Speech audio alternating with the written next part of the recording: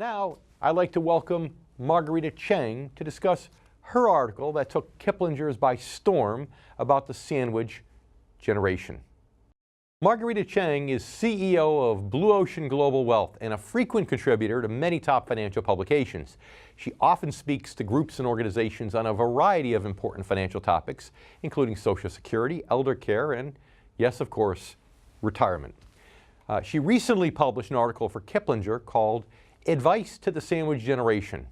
Marguerita, welcome to the show. Thank you so much for having me. Oh, you're very welcome. So, this is obviously an important topic for you within the financial planning world. And I find that a lot of times people have real life stories that make this concern about the sandwich generation really something that's important to them personally. Are you in that group where you've had personal experiences that motivated you to make this kind of sort of an area of expertise within your own business? Absolutely.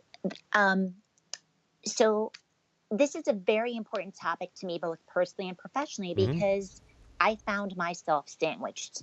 At the time, I was caring for my youngest child, who was 8, and my dad, who was 80, who had Parkinson's disease. So this is a topic that really hits home for me, and I take every opportunity to talk about it, not because I think I'm so great, but I think it's a topic that affects many people. And it does, yeah. It really, really does. So, what was the toughest, what did you find was the toughest part in your case? Normally we talk about sandwich generation, we're talking about an adult child who hasn't flown the nest yet. In your case, it wasn't just, gee, I feel emotionally obligated to take care of an adult child that's graduated from school. It was an 8-year-old child. You really had to do that. So, what was the toughest part of this for you? Was it the emotional side? Was it the financial side? Talk to us about this, because it's not all about the money, right? Correct. It's not all about the money. So at that time, my youngest child was 8, my middle child was 15, and my eldest child was 17. So I have 2 kids in high school. So the story gets deeper. 3 children, okay. It does. And then my dad's health started to decline. I think the most stressful part really wasn't my kids. It was observing the decline in my dad's health. I am very proactive. I am a certified financial planner. And early on, I did encourage my parents to plan. We started talking about this when my mom was 53 and my dad was 68. Now let me ask you, Marguerita, though, were you a caregiver also, helping your dad personally in addition to financially? So my parents were fine financially because we did planning. I did provide caregiver supports. My parents had long-term care insurance, so cost really wasn't so much an issue. And for that, I'm grateful. Sure. But it's still very emotionally and mentally exhausting for caregivers and being sandwiched. Of course, there's the financial impact, but what makes it so stressful is you are observing a loved one experience a decline in health. Yeah, at a time when you got teenage children, you need to spend quality time with and make sure they grow up right, but you also want to spend the time with your dad. So we need to leave it there for this segment. We'll be right back to talk with you more, and you stay with us. We'll be back on The Income Generation.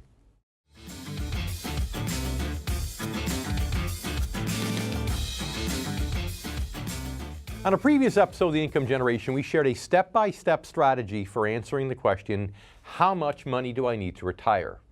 You need to determine the exact dollar amount you'll need for your own retirement goals, regardless of the level of support you provide to your parents and children. If you don't get comfortable with that number and what it is, then your family will continue to expect things from you possibly that maybe you can't quite oblige. You could be jeopardizing your own entire retirement. And now it's time to welcome back Marguerita Chang. So, Marguerita, talking about this issue with your dad and your teenage children, your 8-year-old, what are 1 or 2 things that you can share with our Income Generation members that maybe you learned or that you wish that you had done better so that they can learn from everything that you've been through? Sure. So I would say encourage caregivers to find time to care for themselves. It is okay to be a little bit selfish selfish because you are also being very selfless. I'm not talking Mm. out of both sides of my mouth.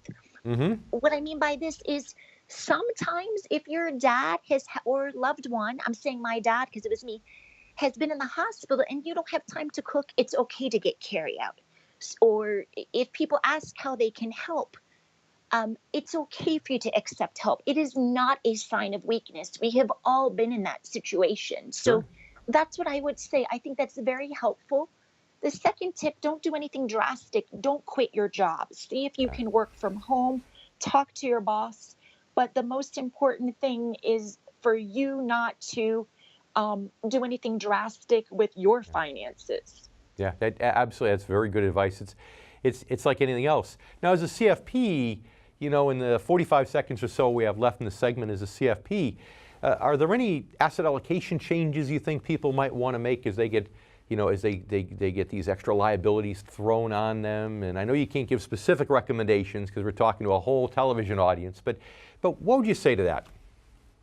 So sure. I mean, I would say if you think your parents are or a loved one is going to need help, my recommendations is to have some extra cash reserves. Normally we Mhm. say 6 to 12 months.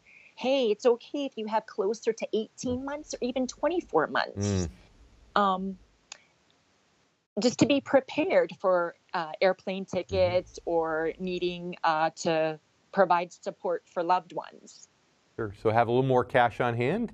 And if you think you might have to dip into things beyond your cash, then you might even need to consider lowering your risk a little bit at that time to make sure that you don't get stuck taking withdrawals in a downdraft. So, Marguerita, it's been very helpful today. I really glad that you made the time to spend with us. Thank you. Thank you. And you stay with us too. I'm grateful for each and every one of you, our loyal Income Generation viewers. Stay with us. We'll be right back with more here on the Income Generation.